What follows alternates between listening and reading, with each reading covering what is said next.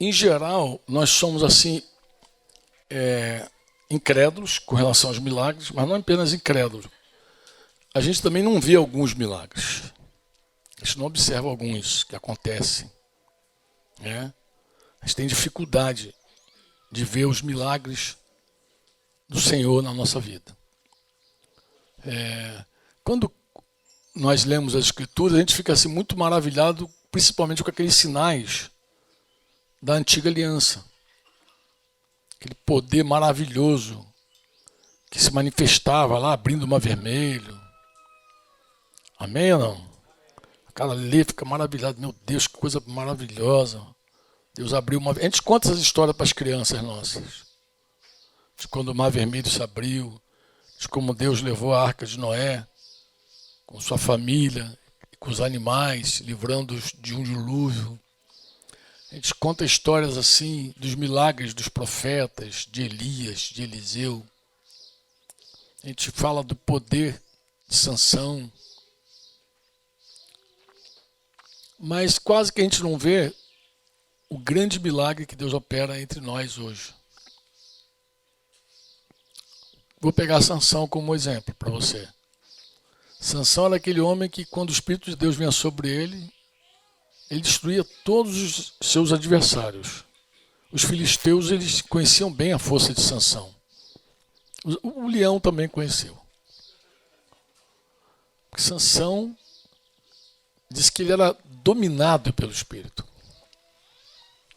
Mas Sansão não podia ver mulher.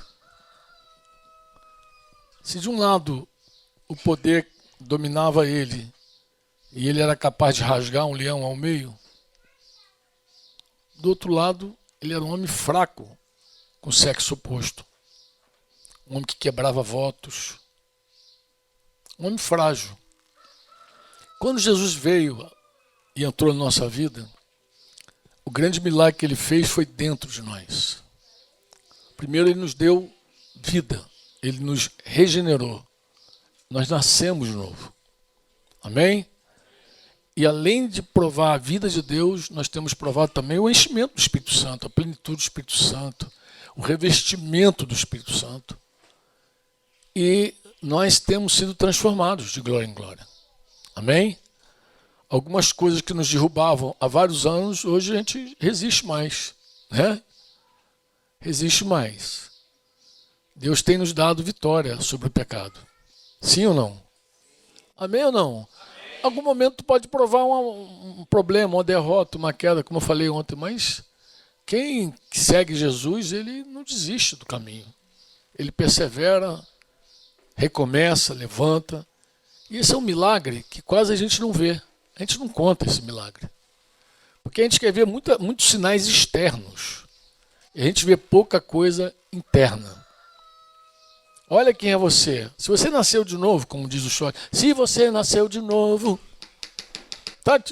eu podia mudar a letra, trate logo de crescer. Se você nasceu de novo, você sabe que você é outra pessoa. Você sabe. Você lembra de você sem Jesus e você sabe que você é uma outra pessoa. Você é uma nova criatura em Cristo. Amém ou não? Amém.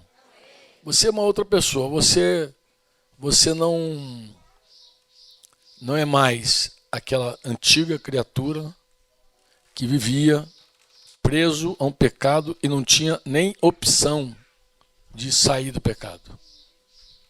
Você era um escravo sem opção.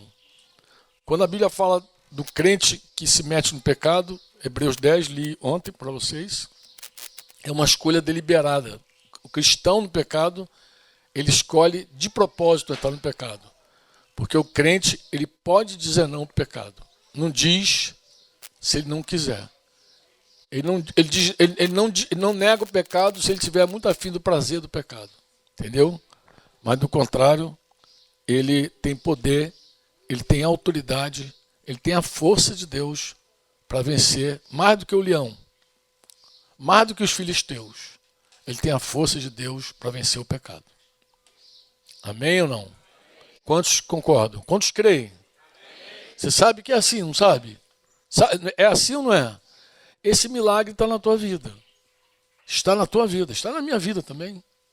Com certeza está na nossa vida. Nós somos aquele tipo que quando a gente se mete no pecado é porque a gente foi sem vergonha mesmo. Entendeu?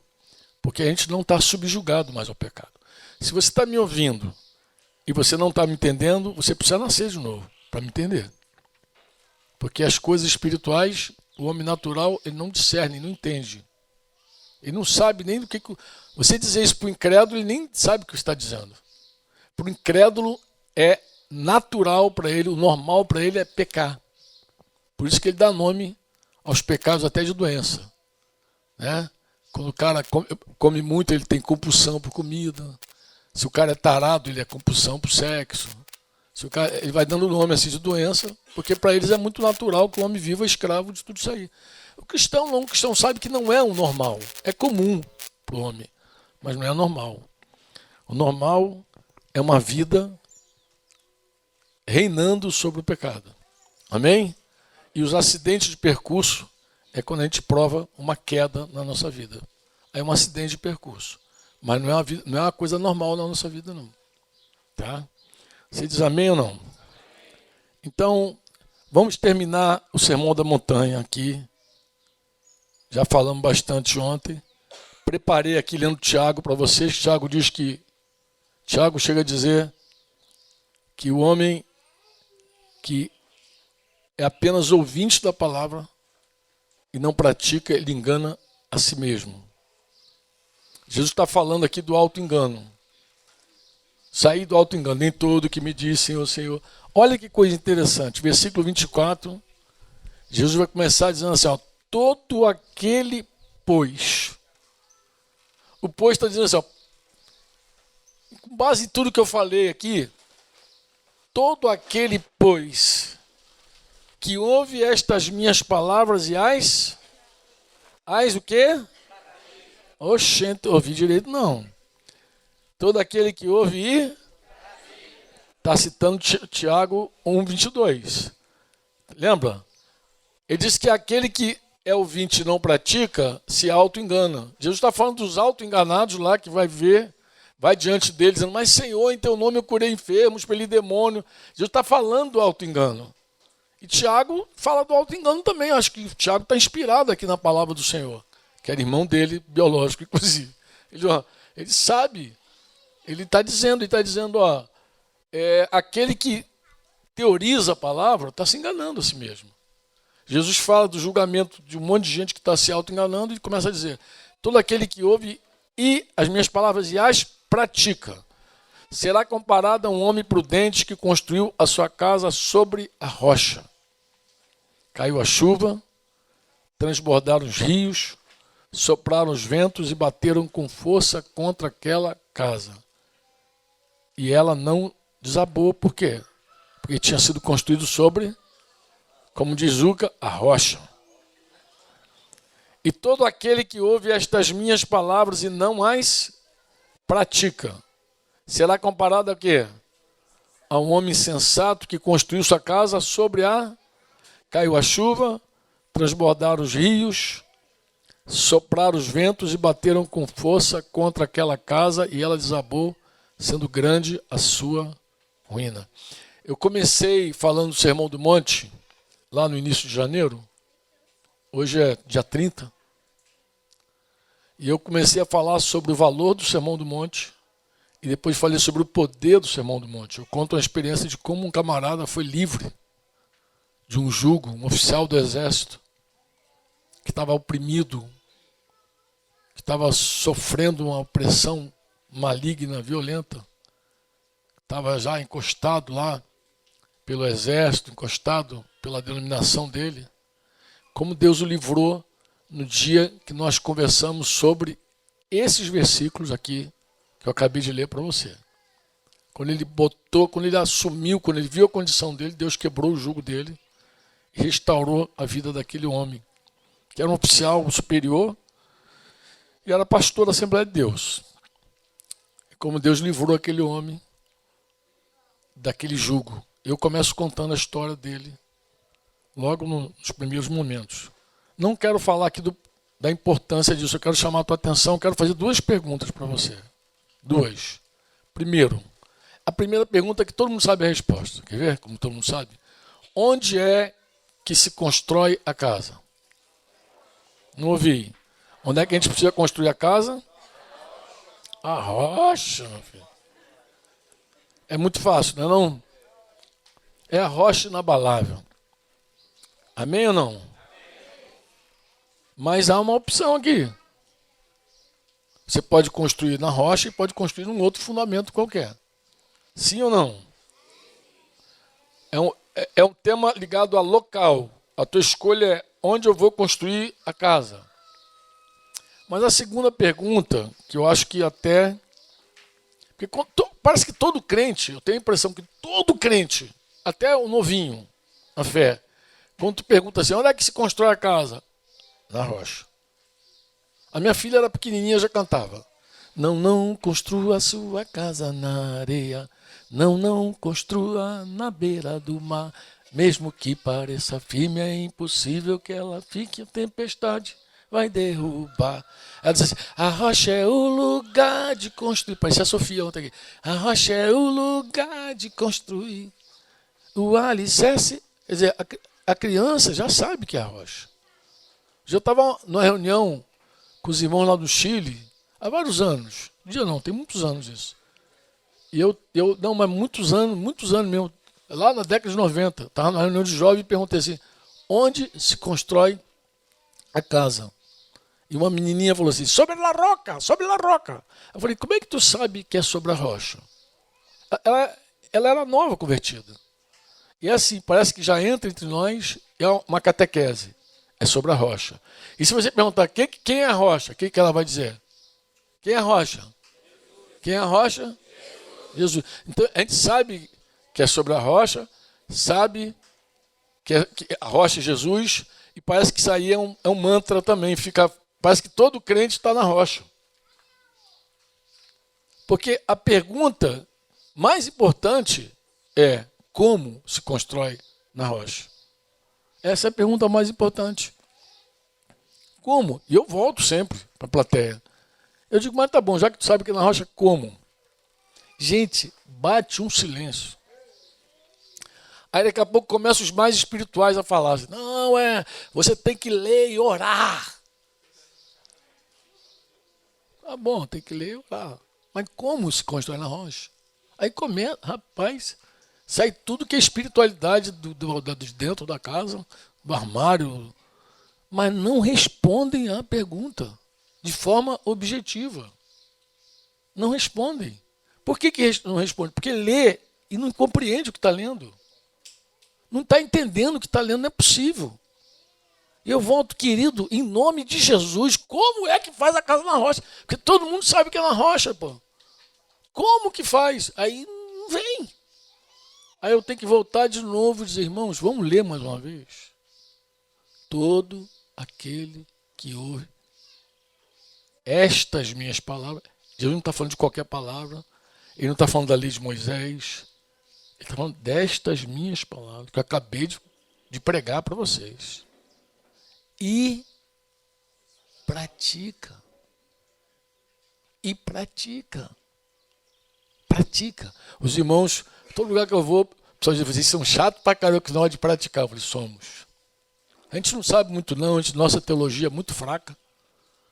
Mas, cara, se tem uma coisa que nos agonia a alma, é a prática. Porque a gente entende que não se constrói na rocha se não praticar os ensinos de Jesus. Parece que o pessoal fica meio assim, bebeu água da onde mesmo? Da barragem. O pessoal bebeu água da barragem, meu filho. Tá tudo lesado. Não entra, meu irmão. Querido, se existe uma coisa que nós precisamos ter atenção, é praticar os mandamentos de Jesus. A lei perfeita, a lei do amor. Tiago vai dizer a lei do reino. O mesmo Tiago vai dizer a lei do reino. A prática desses mandamentos é que garante uma casa segura sobre o verdadeiro fundamento que é Cristo. Teoria, você não está na areia, você não está na rocha, é uma ilusão. Jesus não fala se a casa de um é mais bonita que a do outro. Jesus não fala, os dois estão construídos. Jesus não entra em detalhes sobre a casa. Talvez a casa na areia fosse até mais bonita que a casa na rocha. Oh, uma casa linda e maravilhosa. Chama a atenção de todo mundo. O tema nem é esse, o tema é o fundamento da casa. É aquilo que ninguém está vendo. É aquilo que ninguém vê. Porque de repente, assim, no YouTube você tem muitos admirados com a tua casa. Mas Jesus está falando de um fundamento que será provado. Ele faz essa promessa. Vai cair a chuva. A chuva vai cair. Os rios vão transbordar. E vão dar com ímpeto na casa. Eu me toquei agora porque Fonseca falou 2010. 2010 eu estava fora do Brasil, estava nos Estados Unidos e tocou o telefone bem cedo. Minha filha falou, pai, houve um terremoto muito feio no Chile. E um terremoto, já me acordou, era um fuso horário diferente, tomei um susto. Puxei os irmãos chilenos lá, e é assim, quando tem um terremoto muito feio em alguns lugares, a comunicação zera. Você fica sem comunicação, sem celular, sem internet. Não sei se é uma medida de segurança, não sei se é que cai a rede, corta tudo. Fiquei um tempinho out, mas depois eu fiz contato com os irmãos e a gente descobriu que foi um terremoto no sul ali do Chile, ali em Concepción, terra de Cristian Romo. Ali, na verdade foi em Constituição, mas afetou Concepción.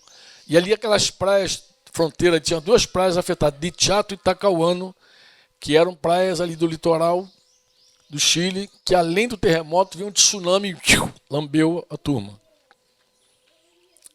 E ela foi feio o negócio. Disse que quando a gente chegou lá, ainda tinha os vestígios do tsunami. Que um tsunami entra, bota um barco na árvore, só para você ter noção. Quando a água recua, o barco está lá na árvore. Você, por que o barco foi parar na árvore? E nós fomos lá em 2010, acho que é disso que Fonseca está bem lembrado. Em 2010 nós fomos com a missão de levar recursos para os irmãos. Juntamos os irmãos aqui do Brasil, fizemos uma oferta e vamos lá. E fomos com essa missão. Chegamos em Santiago, pegamos alguns irmãos de Santiago e descemos com uma caravana até o sul. E foi muito interessante que a gente passando assim por um condomínio de prédios, tinha um bloco de apartamentos no chão e um do lado em pé. Um no chão, outro em pé. E a gente perguntou para o Christian assim, Christian, o que houve aí, cara? Caiu um, ficou o outro em pé, mas não está no mesmo terreno, mesmo. Aí, o problema aí foi a construção. Com certeza, as autoridades irão investigar para saber a causa, mas com certeza o problema está aí na obra que eles fizeram. O material que eles usaram, o problema está no fundamento, porque caiu. E o povo chileno já constrói sabendo que treme, entendeu? E eles são, meu irmão, os cabas não são mole, não. Fizeram agora um túnel embaixo do rio Mapocho lá. Toda vez que eu passo, eu falei, meu Deus, esses caras têm o que na cabeça, cara? É um túnel longo, debaixo de um rio. Imagina se quando ela tremer ali, a água vai encher aquele túnel rápido. Eu fico, meu Deus, mas os caras são assim. Eles acreditam que pode tremer tudo, que não cai nada, entendeu? E ali estava um prédio no chão. E eu lembrei, obviamente, todos nós lembramos dos ensinos de Jesus, da construção que cai e da construção que fica. Mas, irmãos, aí a gente começou, todo lugar que a gente ia passando, a gente ia compartilhando o sermão da montanha, a casa sobre a rocha, a casa sobre a areia. E o exemplo que a gente dá para os chilenos é o seguinte, vocês não entendem muito esse negócio de chuva cai, rio enche, mas vocês entendem de terremoto. Então a gente vai falar aqui a linguagem do terremoto. Tremeu o chão. Uma casa fica, outra casa cai. Porque esse negócio de enchente lá não é com eles, mas é com a gente. De enchente nós entendemos, né? Nós entendemos, mas eles não. Bem, irmãos, olha, eu sei que nós passamos um tempo lá em 2010. No dia que nós voltamos para o Brasil, no dia que eu cheguei no Rio de Janeiro, uma enchente tinha detonado com o Rio, estado do Rio, região serrana, tudo. Olha, para você ter ideia, eu não tinha condição de sair do aeroporto para ir para minha casa, de tudo que estava inundado. Eu falei, meu Deus, que coisa impressionante. E quando eu finalmente consegui chegar em casa, estava passando no noticiário uma cena que foi em São José do Vale do Rio Preto. O rio encheu e começou a arrancar as casas que estavam ali na beirada ali. E a cena era a seguinte: um pessoal numa casa alta, forte, jogando uma corda para uma senhora que estava numa casa sendo levada. E ela com um cachorro ainda por cima, ela queria levar o cachorro junto. Quem assistiu esse vídeo? Se lembra disso aí?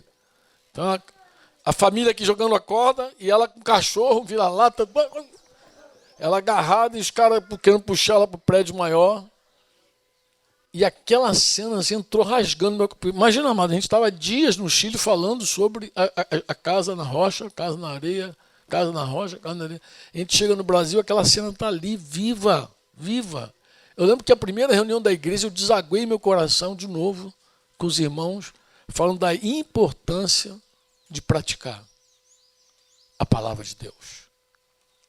Porque só se constrói na rocha quem pratica. Quem pratica? Um teórico, por mais teologia que ele tenha, ele está na areia. E aquela promessa do Senhor vai se cumprir. Qual é a promessa? Vai provar a construção. A tua construção será provada. O que garante você firme, quando alguém te pergunta assim, está firme na rocha? Tem uns irmãos que dizem, está igual a muralha de Jericó. Né? Agora, a muralha de Jericó caiu mesmo. Mas quando a gente fala firme na rocha, alguém pode achar que é um jargão. Basta dizer, estou crendo. Amado, firme na rocha não é estou crendo. Firme na rocha é eu venho crendo desde então e praticando. Eu tenho tido a graça de Deus de viver minha vida com seriedade e praticando os mandamentos do Senhor. Então, se você vem vivendo na prática a palavra, eu te falo, não temas o dia mau. Porque o dia mau chega para todo mundo. E aí, já que a gente está falando de pandemia também, de Covid, o que o Covid fez, dentre outras coisas? Provar um monte de gente. Um monte de construção foi provada no Covid. Como assim? Amado, você viu que tem pessoas que foram tomadas de terror. Teve gente que caiu antes do Covid pegar ela, já estava caída. Antes do Covid abraçar, ela já estava destruída. Já. De verdade. Aí vocês, mas por que, Franco? Porque toda tragédia, tudo que é ruim, prova a nossa construção. E aí não adianta dizer, eu creio. Tu vai ficar igual aqueles caras no julgamento lá, mas Senhor, Senhor, em teu nome profetizando. Não é eu creio. O que de verdade prova que você crê, não é a tua boca, é a tua vida. Você sabe que alguém crê quando ele vive. Se ele não vive, ele não crê. Estamos lá no presbitério sentado com uma senhorinha, e ela conversando aqui, conversando ali. De repente eu descubro que ela não é batizada. Eu falei, a senhora não é batizada, não? Ah, não. Eu falei, oxe, mas quanto tempo a senhora caminha aí? Ah, tem uns 15 anos já. Eu falei, 15 anos? A senhora nunca se batizou em 15 anos? Não. Foi interessante, a senhora nunca se batizou. Mas deixa eu fazer uma pergunta para a senhora, com todo respeito. A senhorinha tem que ir bem devagar. Falei, minha querida, deixa eu te fazer uma pergunta. A senhora crê em Jesus? Claro, meu filho, que eu creio. Mas tá bom, mas Jesus, a senhora crê em Jesus como? Quem é Jesus para a senhora? E aí, amado, é impressionante, os evangélicos têm tudo decorado. Parece testemunho de Jeová o negócio. Eles falam assim, não, Jesus é meu... Ela falou, Jesus é meu Senhor e meu Salvador. Aí eu falei, Jesus é teu Senhor? Ela falou, é. Eu Falei, alguma coisa está estranha. Por que está estranho? Eu falei, imagina que Jesus, o teu Senhor, que é a autoridade máxima, chefe, é aquele que manda, é aquele que tem toda a autoridade sobre a vida da senhora, deu uma ordem clara, para que todo aquele que crê deve se batizar. Ele mandou se batizar. Mandou. Só não sabe. Mandou. A senhora está 15 anos para obedecer. A senhora está com 15 anos para obedecer a Jesus. Por muito menos, a gente já teria dado uma varada na criança, porque tem pai até que é paciente. Vou contar até 3 para tu vir, menino. Eu digo assim, irmãos, obediência tardia é desobediência. Obediência incompleta, pergunta a Saul, é desobediência também.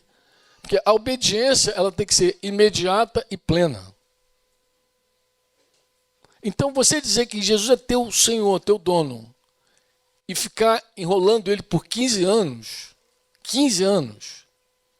Aí eu falei com ela, minha senhora, a pessoa que mais demorou a se batizar na Bíblia foi Saulo de Tarso, porque estava só e cego. A hora que Ananias foi lá, solucionou o problema dele, porque os outros todos se batizavam no mesmo dia. Batismo era imediato, ninguém questionava. Mas por quê, Franco? Primeiro porque recebi um evangelho completo. Jesus Cristo é o Senhor da tua vida, é o dono da tua vida, é a autoridade máxima da tua vida. Você crê? Creio. Você quer seguir? Quero. Então, meu filho, ali tem água. O eunuco nem pediu, Filipe nem falou para ele de batismo, ele é que disse, ali tem água, o que me impede de ser batizado? Filipe disse, nada, se você crê de todo o coração. Desce ali, acabou a história. E lá vai um batizado lá para a Etiópia. Vai, meu filho. Mas o cara entendeu.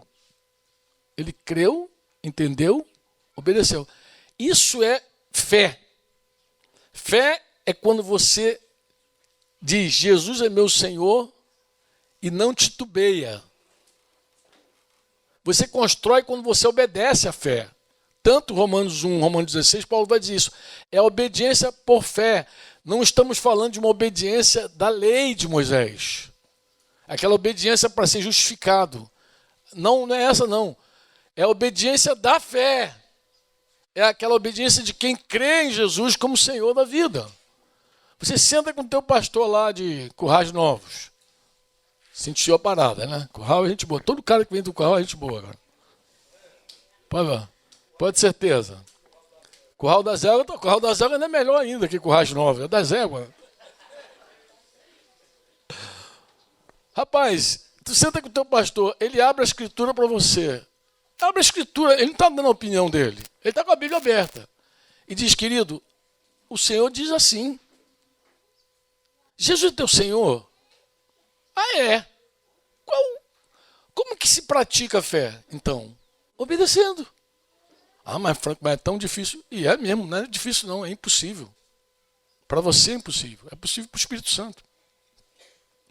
Outra coisa que eu falo para os irmãos, quando o irmão vem com papo de difícil, eu digo, você não entendeu nada. Mas não é fácil não, Franco, mas também não é difícil. Como não é difícil? É impossível, amado. Obedecer o Senhor é impossível para a carne. Na carne não dá, não funciona. É só no poder do Espírito Santo. Só no poder do Espírito Santo. Mas o Espírito Santo opera na fé que você tem, de que Jesus é teu Senhor, e de que você quer agradar o teu Senhor, amém? E você quer obedecer a tua fé. E aí pega a historinha da irmã dos 15 anos lá e vai aplicando para outras coisas. Tem gente que já está 200 anos para... Estou falando 200 anos, não é? Exagerando, para confessar um pecado. Toda reunião tem uma oportunidade e vai empurrando com a barriga. Não, tem uma oportunidade. E vai enrolando. O outro perde tempo para reconciliar uma amizade que está destruída. O outro espera um outro problema para converter o coração para o pai para o filho. O outro está enrolando para se arrepender, para confessar um pecado que está escondido, que está oculto, que está prendendo ele, matando ele, destruindo ele. O outro, cada um com o seu cada um aí, e vai enrolando. Isso é falta de prática, amado. Falta de prática. Pega o Sermão do Monte aí agora aí, e lê com carinho, com coração. Jesus está falando estas minhas palavras. Estas minhas palavras. Você foi colocar a tua oferta no altar, lembrou que teu irmão tem algo contra você? Reconcilia-te primeiro, foi Jesus falou, irmão. Vai lá, se reconcilia com ele.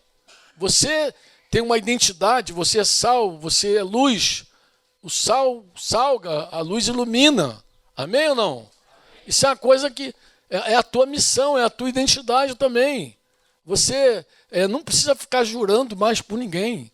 Não jura nem pelo céu, nem pela terra. O que eu faço? Tenha a palavra, seja o teu sim, sim, o teu não, não. Para de ficar enrolando e mentindo ainda. Você não, fingimento, dissimulação na tua vida, isso não faz mais parte de você. Você não precisa mentir mais. Mesmo que você tenha que perder teu emprego, perder tudo, fala a verdade, pô. Glorifica o Senhor falando a verdade. Seja verdadeiro. A mentira não pertence mais à tua vida.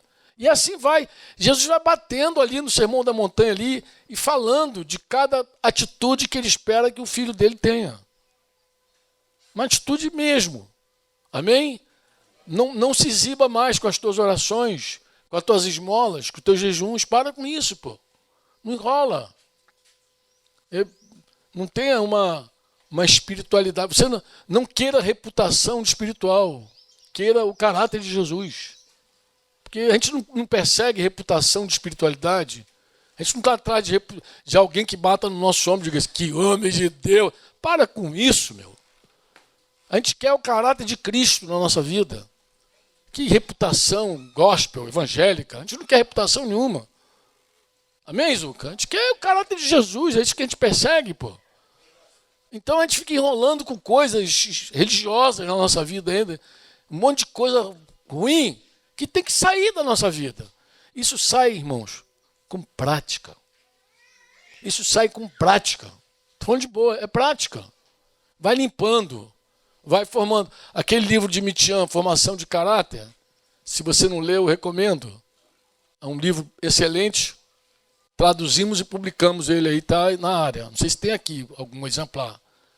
Mas Mitian bate essa coisa de que só a prática, só a obediência é que vai formar realmente teu caráter, pô. Quem é que cresce no caráter se segue com os mesmos hábitos antigos? Mas se você segue com os mesmos hábitos antigos, eu te pergunto, você está praticando a palavra ou está teorizando a palavra? Hein? Se os hábitos são velhos, significa que a gente só está na teoria ainda. A gente não partiu para a prática. Porque a prática é a obediência da fé. Quantos me entendem? Amém? Vou terminar. Eu vou terminar com a reação das pessoas.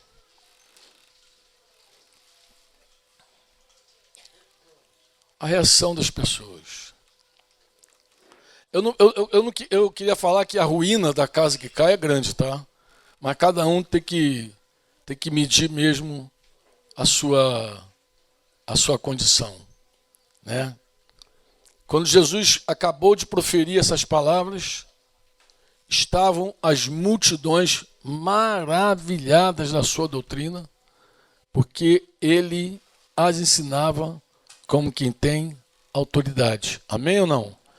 E não como os escribas. Eu vou te abrir contigo aqui João 7,46. João 7.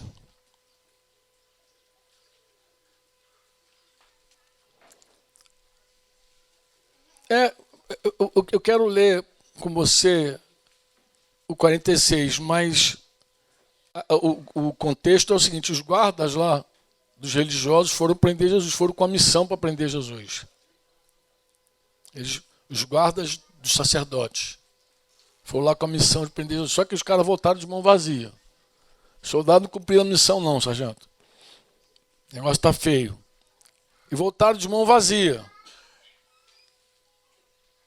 E os sacerdotes perguntaram, por que vocês não o trouxeram? E eles responderam assim, olha a frase deles: jamais alguém falou como este homem. Imagina, Tu manda um grupo de soldados com a missão de prender uma pessoa. Os caras chegam lá e voltam de mão abanando. E as autoridades que enviaram... Ué, cadê o cara? Cadê o homem que vocês foram prender?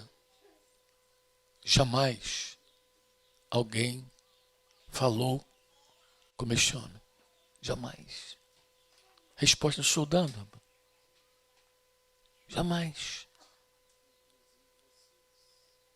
Jamais. Ninguém fala. Inclusive, ninguém. Nunca ouvimos ninguém falar como ele. É isso que ele está dizendo. Ele está dizendo, nunca, jamais alguém falou como ele. Jamais. Os caras foram lá para prender e deve ter ficado extasiado todo mundo. Ouvindo Jesus, meu Deus. Aí os caras, mas será também que vocês foram enganados? Claro que eles ficaram com raiva. Chamou o povo de maldito. Essa plebe aí é maldita, falou para os soldados. Jamais alguém falou. Jamais.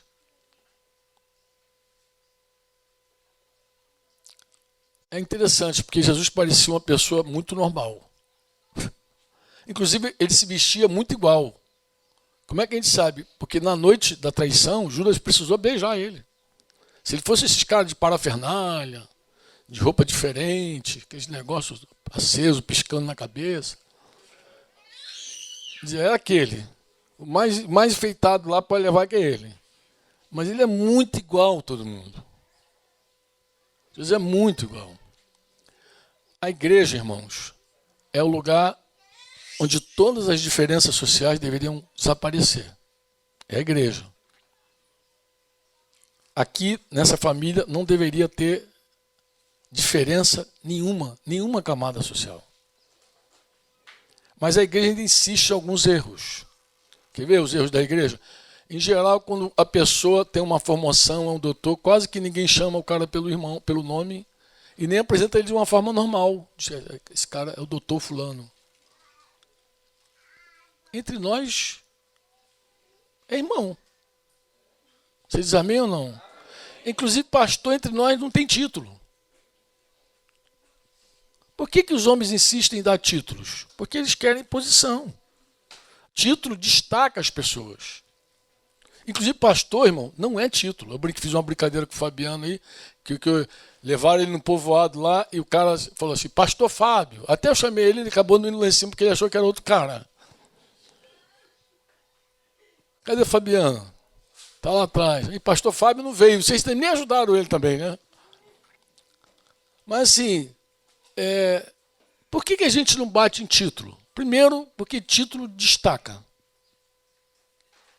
Título é, você é diferente de mim. Título é isso. Por isso que se chama as pessoas de doutor na rua. O mundo convencionou assim, dar título para que as pessoas...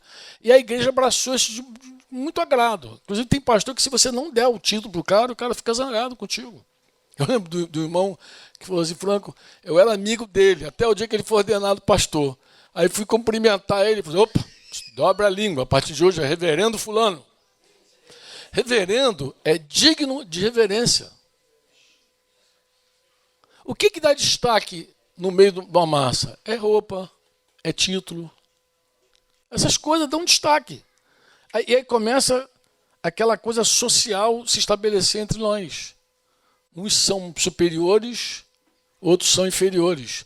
Os sacerdotes falaram assim, essa plebe é maldita, porque eles chamavam de plebe mesmo, porque eles estavam no nível maior, mais alto, eles são superiores. Eles é que falavam hebraico, eles é que mantinham o povo guardado no domínio da língua, porque o povo judeu naquele momento, quase ninguém falava mais hebraico. O cara falava grego, por influência do cativeiro, e falava aramaico. Aramaico. É um choque, por exemplo, e foi um choque nos primeiros anos, ter a Bíblia traduzida em grego koiné, que era um grego popular, o inglesão dos Estados Unidos. Aquele de Peter, Water, entendeu? Aquele negócio quase que torto, que nem é o inglês britânico. Era a língua de todo mundo, entendeu? Então, Jesus é popular. Jesus é popular. Jesus fala a língua que todo mundo entende. Jesus fala de um jeito fácil, gostoso. Jesus não exibe linguajar para as pessoas ficarem pensando, que doutor esse cara, sabe muito. Jesus fala com simplicidade, fala parábola, dá exemplo, todo mundo entende o negócio dele. Amém ou não? Outra coisa que Jesus não tinha, nenhuma instrução formal. Ele não tinha. Você vê isso porque as pessoas estavam admiradas sobre ele. Mas não é ele, acho que é Marcos que fala isso, né? Marcos 6 que fala isso. E é ele mesmo, Marcos 6, que fala. 2 de ano isso. Aqui a pergunta aqui. Tendo saído dali, Jesus foi para a sua terra e os seus discípulos acompanharam. Chegando ao sábado, começou a ensinar na sinagoga. Muitos ouvindo Jesus se maravilhavam dizendo, de onde lhe vem tudo isso, ó gente? Que sabedoria é essa que lhe foi dada? E como que se fazem tais maravilhas por suas mãos? Esse cabra não é o carpinteiro? Diz aí, pretinho, não é o carpinteiro. Ele não é filho de Maria, lá da Lagoa. E o irmão dele não é Tiagão, José, Judas, Simão. As irmãs dele, as suas irmãs não vivem aqui tudo aqui, do lado aqui, no sítio, ou está na rua? Os caras estavam escandalizados por causa dele. Porque ele era muito conhecido ali. O pessoal gosta de... Para dizer que Jesus tinha uma cultura maior, alguns defendem que Jesus foi criado entre os essênios. Os essênios é outra classe política dos fariseus, dos judeus, né? Era saduceu, fariseu, essênios e zelote. Mas essênio, quem eram os essênios? Os essênios eram os sacerdotes que não estavam dominando o templo. Então eles se encavernaram literalmente lá no Mar Morto, nas cavernas, ficavam lá. E aí o pessoal místico, ainda mais o pessoal espírita, diz que Jesus, dos 12 aos 30 anos, ninguém sabe porque ficou lá, criado entre os essênios. Meu Deus, os caras não têm nem noção do que estão falando. Jesus está lá no meio da galera, todo mundo conhece ele, todo mundo sabe quem é ele. Sabe quem é o pai, a mãe, sabe quem são os irmãos dele, todo mundo está ali no meio. O que admira ele é isso, como é que pode um negócio desse? Como é que pode ser tão sábio se ele veio de um lugar tão simples, do meio da galera, gente? Ele é dali. Você diz amém ou não? Amém ou não?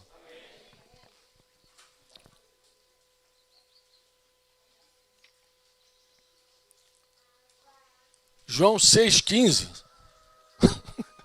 Vocês lembram João 6,15?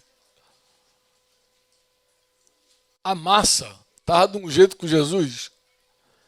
Diz que Jesus ficou sabendo que a multidão estava vindo a ele com a intenção de fazê-lo rei à força.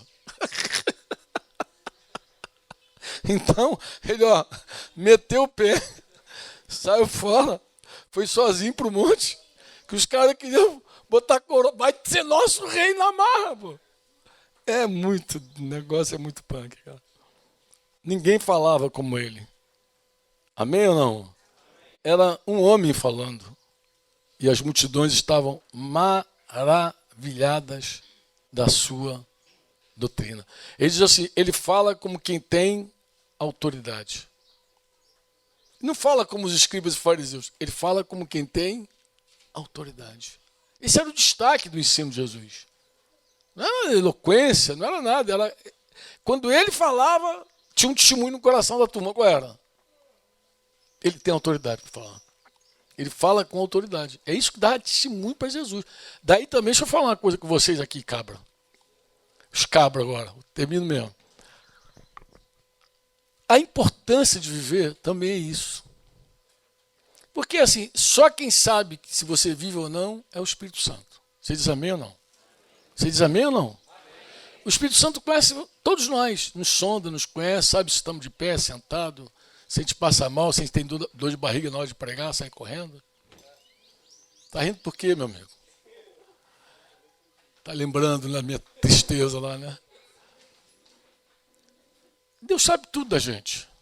Você diz amém ou não? tudo, diga, Deus me conhece. Agora, se Deus conhece cada um de nós, toda vez que nós falamos, o Espírito Santo pode dizer, dentro do teu coração, é verdade.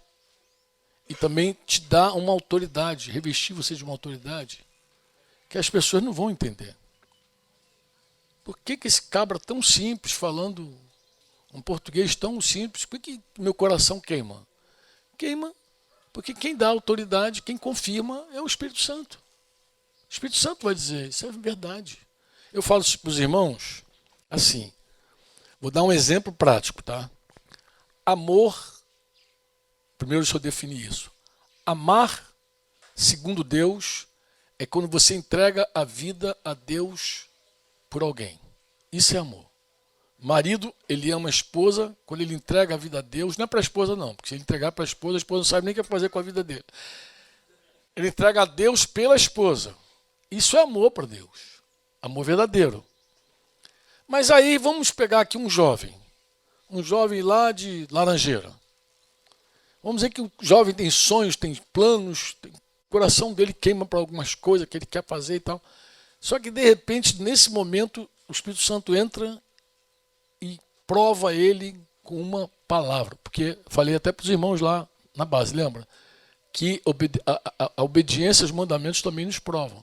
Isso está lá em Hebreus, capítulo 11, quando fala dos heróis da fé e cita Abraão, diz que Abraão, quando ele foi provado, ele creu e obedeceu.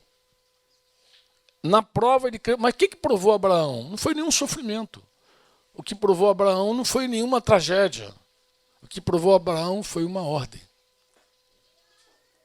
Diz que a prova de Abraão foi quando Deus falou, vai lá e sacrifica teu filho. Foi um mandamento que provou ele. E a fé de Abraão foi provada e ele obedeceu a fé. Porque ele creu e foi lá levar o garoto. Ele é o pai da fé, não é porque ele é teórico. Ninguém é pai, ninguém tem fé no Velho Testamento com teoria.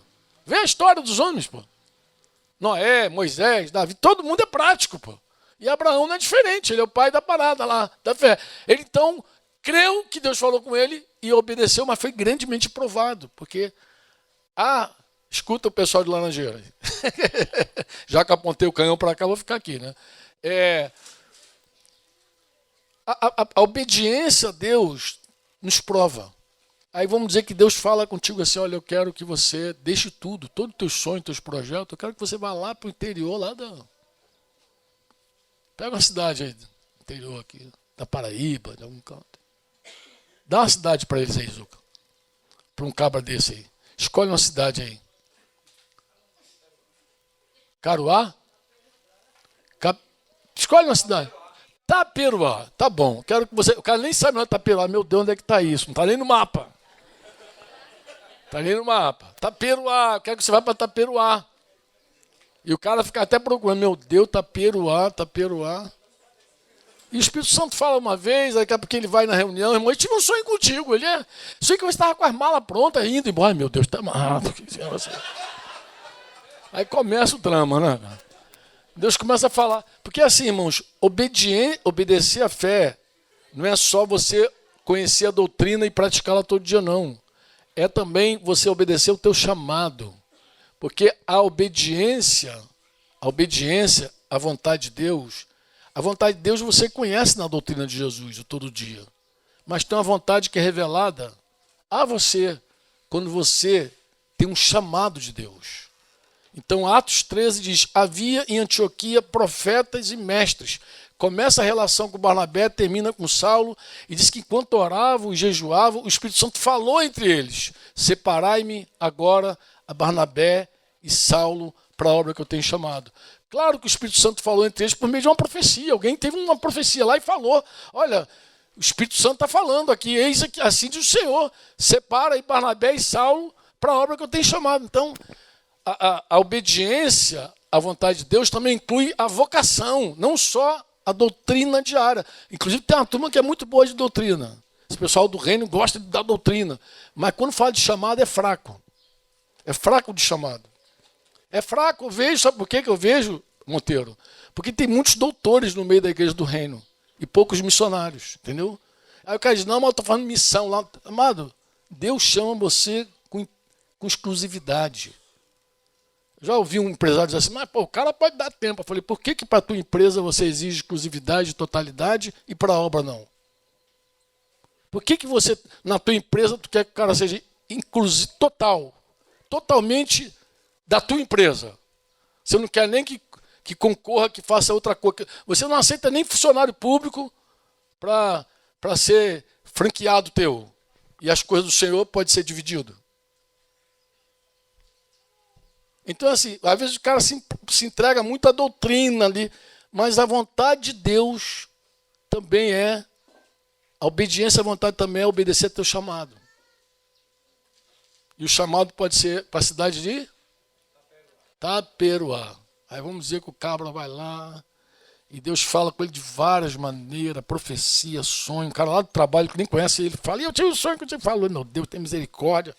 Aí atravessa para comer um lanche, sai aquela irmãzinha do coque, olha para ele, olha, eu tenho uma palavra de Deus para você, então eu estou te mandando lá para o sertão. Ai, meu Deus, está amarrado. Mas em suma, um dia ele se rende a essa palavra. Aí tem tanta coisa em jogo, tem noivado, tem casamento, tem faculdade, tem tanta coisa em jogo, o cara vai lá, entra no quarto, derrama a alma dele diante de Deus e fala, Senhor, se possível for, afasta de mim esse cálice. Mas que não seja feita a minha vontade, a tua vontade. Eu quero a tua, eu me rendo. E vai fazer a primeira viagem para espiar a terra, lá em Taperoá. O cara nem sabe. Eu quando fui a Porto da Folha a primeira vez, eu descobri que não tinha placa para Porto da Folha, nunca. Falei, meu Deus, onde é que está essa cidade? Tuque. Aí quando cheguei na última cidade, Monte Alegre, uma plaquinha muito feia, amarelinha, quase caindo, Porto da Folha. Não foi diferente quando eu vinha para Itapetim. Cadê esse negócio de Itapetim? Cadê esse tamanho? Meu Deus, tu vai para não sei para onde, que vai para Sertânia, que vai para não sei para... Em São José do Egito, finalmente apareceu a placa. Itapetim. Mas eu estava em casa, já estava em Itapetim já. Bem... Não, então vamos para uma outra cidade mais simples. Estão botando... Desterro, o nome já até para desterrar mesmo o negócio. Né? Desterro, vai lá, meu filho. Desterro, acaba. Aí, que bom, vamos para desterro. Mudou, o anjo mudou. A carta estava errada. É desterro, né? Facilitou. Ficou mais pertinho. Pode até visitar Itapetim também. Fica pertinho de Itapetim. Aí você diz assim, Senhor, eis-me aqui, envia-me a mim. Amém? Tanta coisa tenho feito para o meu... Vou lá, Senhor. Vou lá para desterro. Abre mão de tudo que é teu. Se renuncia, chora, morre. Vai para desterro. Aí você chega em desterro, primeiro desterrado que você encontra lá, tu fala assim... Eu estou aqui em nome de Jesus. Eu quero te falar uma coisa. Eu amo você. Na hora que você fala, eu amo você, o Espírito Santo vai dar testemunho de que o teu amor é verdadeiro. Mas como que eu amei uma pessoa se eu nem conhecia a pessoa? Não, você amou quando você abriu mão de você pelo o povo de desterro. Alguém caiu ali, brincou e caiu. A cadeira quebrou, mas tá bem, tá tudo bem. Ah, minha querida, caiu. Foi só o susto. Foi só susto, tá bem. Olha só, irmãos, para cá. Preste atenção. Quando você chega lá e diz, ô irmão, ô fulano, João, Maria, Pedro, eu amo você. Nessa hora, o Espírito Santo vai dizer no coração da pessoa, é verdade. Aí alguém pode perguntar, por que quando fulano diz que me ama, eu sei que é verdade, eu tenho uma certeza, e quando o outro diz, eu não tenho o mesmo testemunho. A autoridade fala disso também. Fala da confirmação que o Espírito Santo dá de que o que você está fazendo e falando é verdadeiro. Deus recebeu o teu sacrifício. O dia que tu entrou no teu quarto, de repente não tinha testemunha, não tinha ninguém lá para assistir a reunião, não tinha ninguém tocando a música, não tinha ninguém emocionado. Eis-me aqui, Senhor, eu venho me render. Nada, não tinha música, não tinha nada.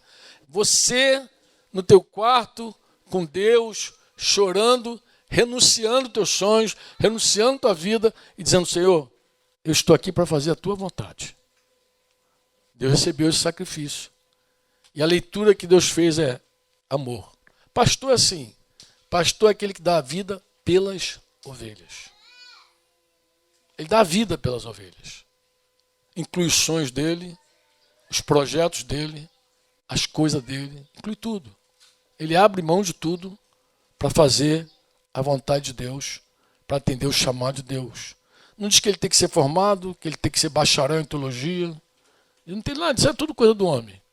O que ele precisa é ser um homem derramado, consagrado, coração para viver toda loucura que pode ser para ele fazer a vontade de Deus. Então, na hora que você entrega a Deus, Deus recebe. E na hora que você diz, eu te amo, Deus confirma, Deus ratifica. É verdade, Ele ama você. Mas por quê? Porque Ele abriu mão dele para estar aqui. Ele abriu mão do sonho dele, da vontade dele. Claro, isso o Espírito Santo não vai explicar a pessoa. Mas o testemunho que a pessoa vai ter, por que queima o meu coração? Por que eu acredito nessa pessoa? Quando ele fala do amor dele. Por que eu acredito? Porque o Espírito Santo é que dá testemunho. O Espírito Santo vai dizer, ele não fala como falam alguns por aí, falando de boca para fora. Ele fala a realidade. Eu o trouxe. Eu o chamei. Eu que desafiei ele. Ele se entregou. Ele sacrificou. Ele abriu mão dele para estar aqui. Ou dela. Abriu mão dela. Dos sonhos dela, dos projetos dela para fazer a minha vontade. Então, toda vez que você faz a vontade de Deus, quer seja na morte diária, quer seja no chamado, Deus dá testemunho a teu favor. Sobre Jesus, amado, sem comentário. Jesus falando, ninguém fala como ele. Jamais eu ouvi alguém falar como ele. Deixou toda a sua glória. Sendo Deus, não se aferrou a essa condição, não considerou que ser igual a Deus tinha que ser aquilo. Se esvaziou. Se fez pobre. Se fez pobre. E se fez homem. E como homem se fez servo. E foi obediente até o fim, até a morte. E morte de cruz. Esse é o nosso Deus, é o nosso modelo, nossa inspiração. Amém? E quando ele falava, tu acha que quando ele falava, o Espírito Santo não confirmava no coração das pessoas? Claro, não era a forma. Quando o cara diz, jamais alguém falou como ele, não é porque ele falava o hebraico rebuscado, erudito, o grego erudito da época. Não, é que ele falava a linguagem do povo, amado. Não tinha nada a ver com isso. O que deixava a galera detonada, primeiro, porque ele tinha uma instrução da palavra clara. Ele falava da palavra com conhecimento. Parece que a palavra. Como é que o cara conhece tanto? Ele era o verbo encarnado, a palavra encarnada. Viva nele. Ninguém estava impressionado com a eloquência, com a oratória de Jesus. Eles ficavam impressionados com a vida, com a autoridade. Vê que eles falam isso. Ninguém fala como ele. Depois diz assim, ninguém fala com a autoridade que ele fala.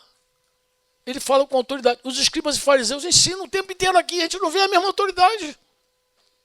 Então não é o hebraico, o grego, é a vida. Amém? Isso, mais uma vez, deveria nos chamar para a prática. Esse finalzinho deveria amarrar nosso coração com a prática também. Você está vendo? Ó, eu não te chamo porque você fala bonito. Eu chamo você porque você está disposto a viver. Eu vou dar o meu testemunho pela tua vida. Não apenas pelas tuas palavras. Amém? Oremos. Aí 11:3, Zuca. Pontualmente terminamos. Ai, irmãos, eu estou alegre por ter terminado mesmo o sermão do monte aqui. Né? Amém?